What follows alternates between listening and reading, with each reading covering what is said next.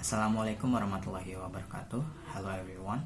We are from group 2. On this occasion, we are going to talk about software and operating system. Before that, let us introduce ourselves.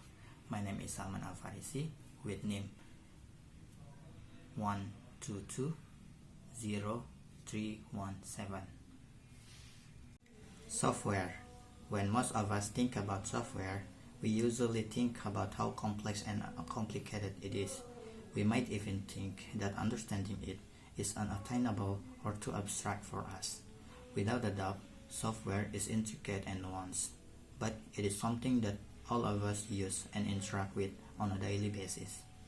Whenever you open an app on your phone, speak to your Alexa, or send an email, you are working with the types of software.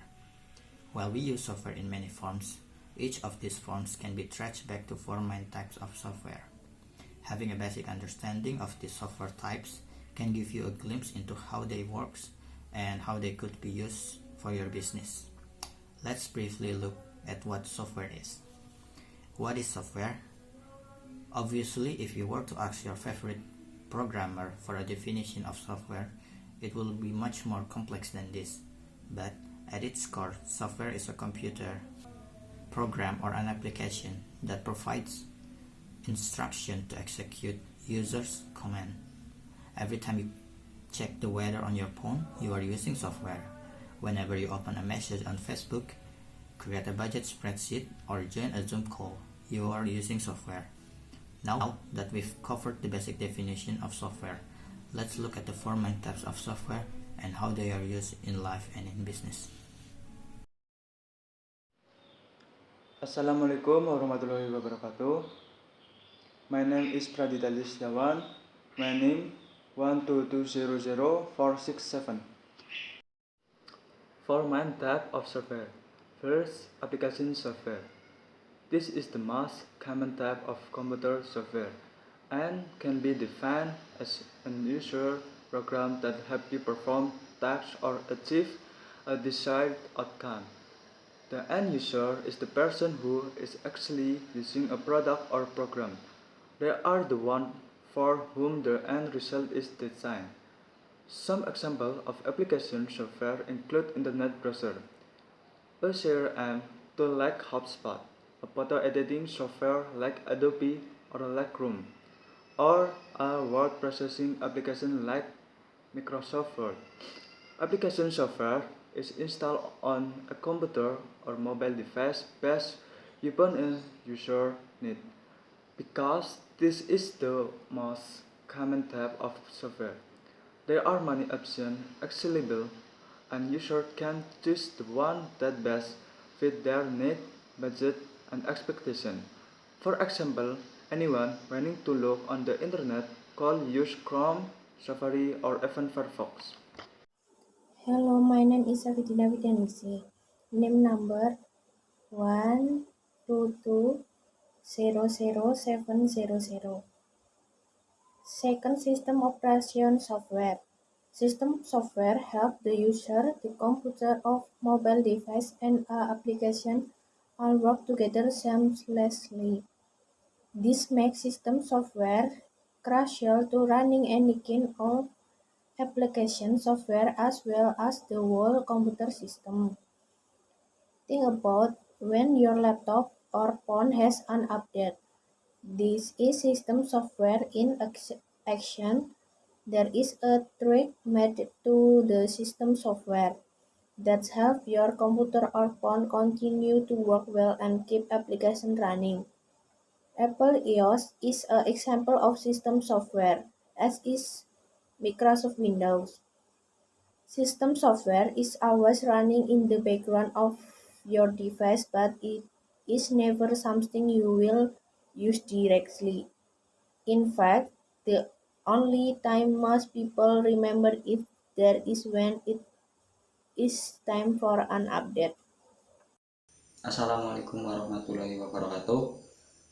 My name is Leonardo, student ID number 122012893. Third, programming software. While application software is designed for end users and system software is designed for computers or mobile device. Programming software is for computer programmers and developers who are writing code. These are programs that are used to write, develop, test, and debug other software programs. It's helpful to think of this program as a translator of sorts. They take programming language like Laravel, Python, C++, and more and translate them into something a computer or phone will understand.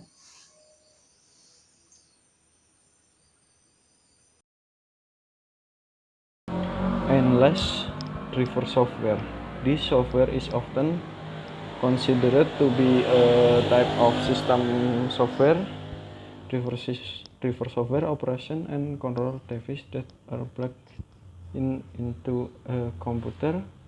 This driver make it possible for devices to perform their necessary function. A very good and practical example of this is your printer.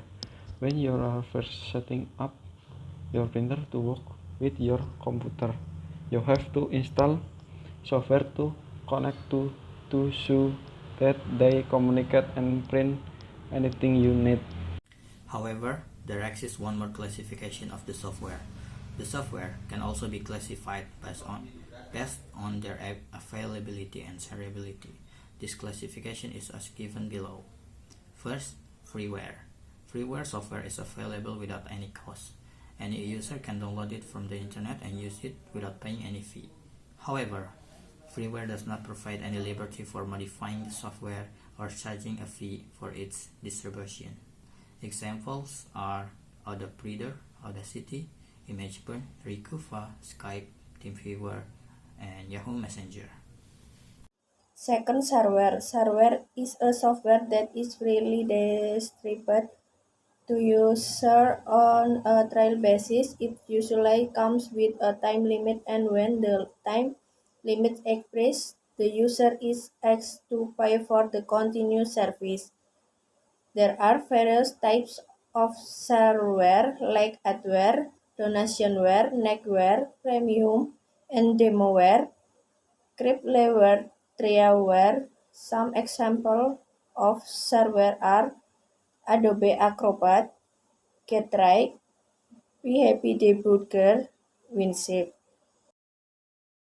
As open source, this kind of software are available to user with the source code, which means that a user can freely distribute and modify the software and add additional features to the software. Open source software can either be free or chargeable. Some examples of open source software are Apache Web Server, GNU Compiler Collection, Moodle, Mozilla Firefox, Thunderbird. History of operating system. Let's move to the brief history of the operating system. In early times, if we want to change what computer is doing, we have to change the wires, but later on, it was replaced by the operating system. The instructions were given to the computer with punch cards and magnetic tape. If we wanted to run the different programs, we have to wipe out the first program from memory and then load another programs into memory. To run more than one program at a time, we need a boss program that can control all the other programs. Boss program is basically an operating system. Microsoft MS-DOS was one of the first operating systems for a personal computer. No mouse. Instead, you had to type a lot of special computer commands. In the 1980, operating systems are developed where you could move a mouse around and click on things instead of typing commands. Digital Equipment Corporation created several operating systems for its 16-bit PDP-11 machine, the time-sharing operating system, and the RSX-11 family of the real-time operating system. In the 1970s, a new class of small computers are introduced, featuring an 8-bit processor along with input and output interface as much RAM as particle. This system started out as a kit-based hobbyist computers but evolved into essential business tool. On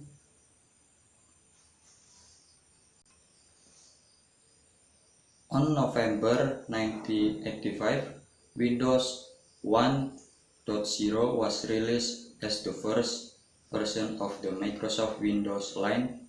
It was a graphical 16-bit multiple tasking cells on top of an exciting Microsoft DOS installation.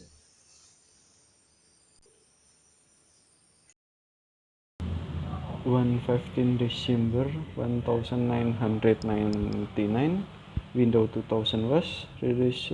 It was produced by Microsoft. It was used in an operating system for use on both client and server computer.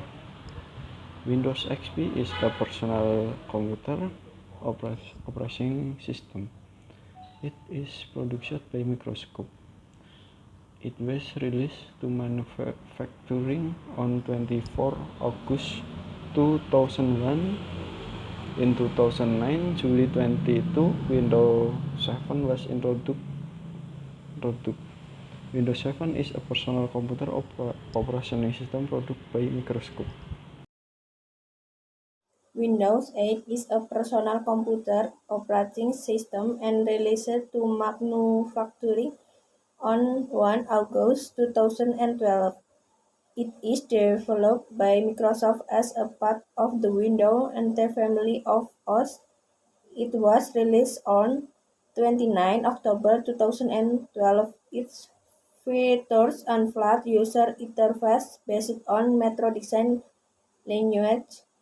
Windows Phone 8 is the second generation of Windows Phone mobile operation system from Microsoft. Android was released in 2017, initially developed by Android Aldi. Google bought in 2005. Android is a mobile operating system.